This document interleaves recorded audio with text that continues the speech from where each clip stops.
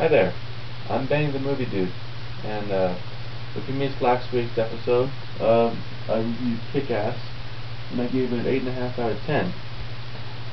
So moving on to this week. This week's movie is The Losers. What can I say about The Losers? It's an action movie that was a little overlooked in the whole trailer thing. It stars Jeffrey Dean Morgan, Zoe Saldana, Chris Evans, Idris Elba, Columbus Short, Oscar Janetta, and Jason Patric. Well, that's kind of an all-star cast, I guess you can say, but wasn't good enough, I guess. The story of this action movie was not strong enough for me. I'm sure it wasn't strong enough for a lot of other people too. It didn't keep me interested. Really, it wasn't interesting very much. It was fairly comedic. It had a lot of jokes in it, which is good for an action movie. But you can't have too many of them. You can't have too less of them. You gotta keep someone interested in an action movie, and this movie just didn't do it. And I felt I've seen everything in this movie before. It used every single action movie cliche, like the big bad guy who wants his hands on something, so he sells out everyone. The trigger happy.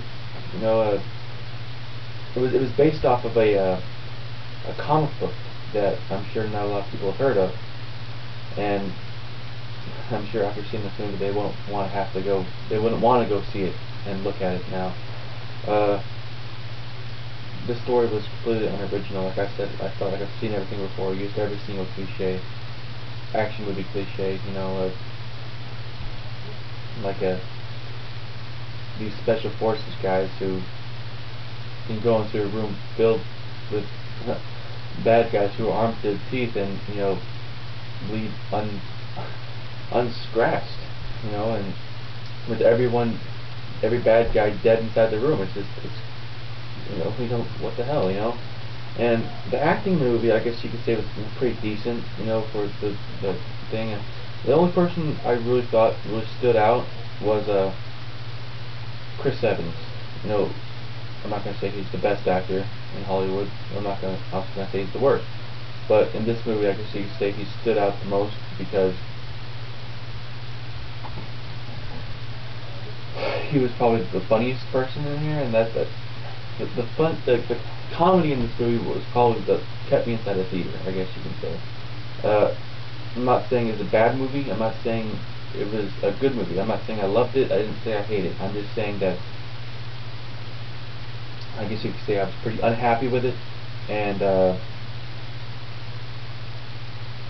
it was forgettable. It was pretty forgettable. It's kind of an movie. I probably won't see it again willingly. Like I said, I've seen it all before. When you see the trailer for this movie in the theater or on the internet or wherever you see the trailer, you think, man, this movie looks pretty badass. I'm definitely going to go see it. It looks really good. I'm really going to enjoy this movie. And then you go and you watch it and you're like, man, I was not expecting that at all. I thought it was going to be good. Really, I didn't care for it at all.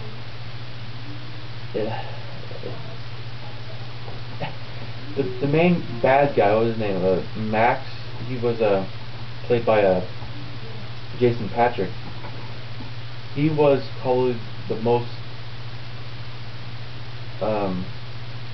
unintimidating character, bad guy I have seen. He's supposed to be this big, bad, mean, bad guy, evil guy, extremely evil. Works for the CIA, dirty kind of guy, and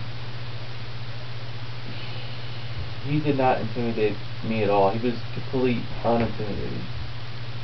He did not give me the heebie-jeebies at all. And he was after this weapon that the India was making or something called a snoop. I got a kick out of that, snoop.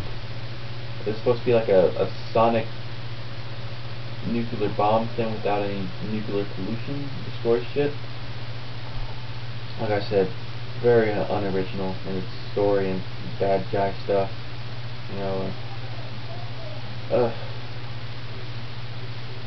not much more I can say about this movie than, you know, I'm just like I'm saying, give it